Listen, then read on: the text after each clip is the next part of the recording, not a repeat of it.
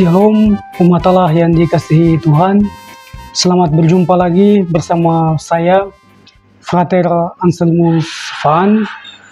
Pada kesempatan ini saya membawa renungan dari Injil Matius pasal 14 ayat 1 sampai 12.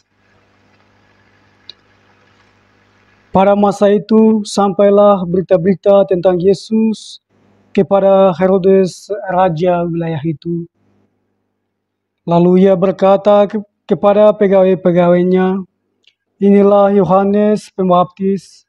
Ia sudah bangkit dari antara orang mati, dan itulah sebabnya kuasa-kuasa itu bekerja di dalamnya. Sebab memang Herodes telah menyuruh menangkap Yohanes, membelenggunya dan memenjarakannya, berhubung dengan peristiwa Herodias, istri Filipus saudaranya. Karena Yohanes pernah menegurnya, katanya, 'Tidak halal engkau mengambil Herodias.' Herodes ingin membunuh, tetapi ia takut akan orang banyak yang memandang Yohanes sebagai nabi.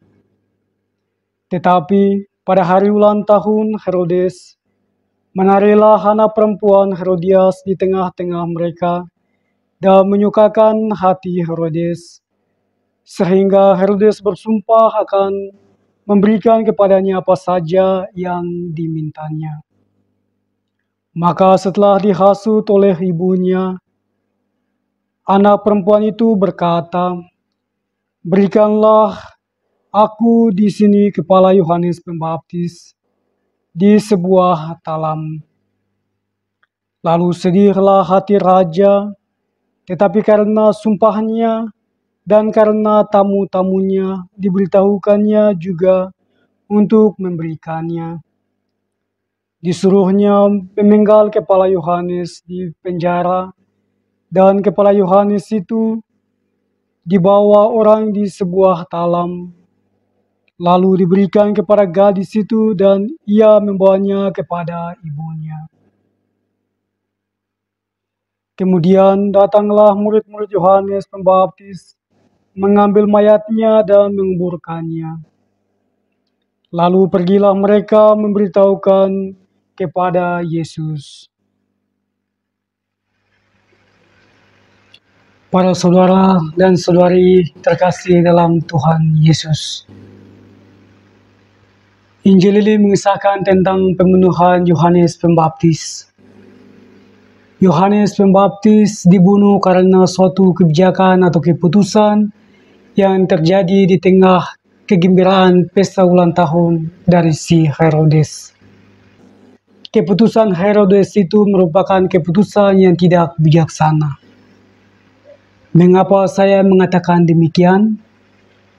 Karena Herodes membuat keputusan tanpa mempertimbangkan sejumlah aspek yang ada dalam keseluruhan hidupnya. Herodes membuat keputusan pada saat ia sedang bersenang-senang.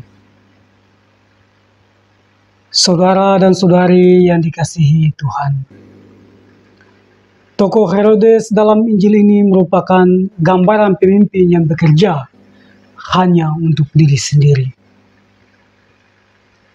Pemimpin yang bekerja hanya untuk mengenyangkan perutnya sendiri. Sehingga demi itu, ia mengorbankan yang lain.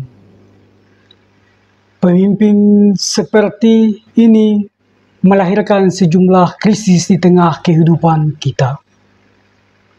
Misalnya, krisis kemanusiaan.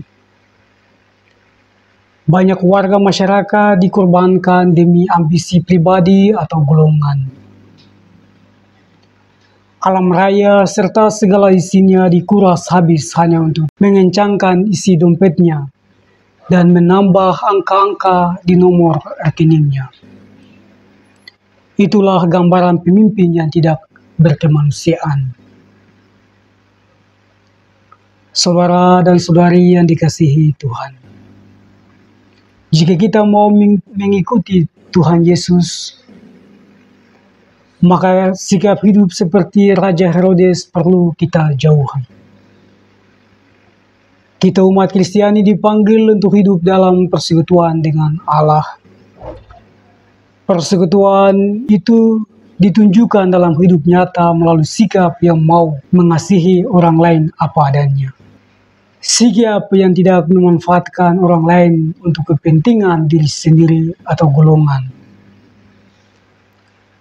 Saudara-saudari yang dikasihi Tuhan, oleh karena itu, mari para saudara-saudariku sekalian yang terkasih dalam Tuhan Yesus, mari kita hidup saling berdampingan satu sama lain. Mari kita hidup dalam damai sebagaimana yang dikehendaki Tuhan Yesus. Dengan begitu, kita menjadi anak-anak terang bagi sesama. Semoga Tuhan memberkati kita semua. Amin.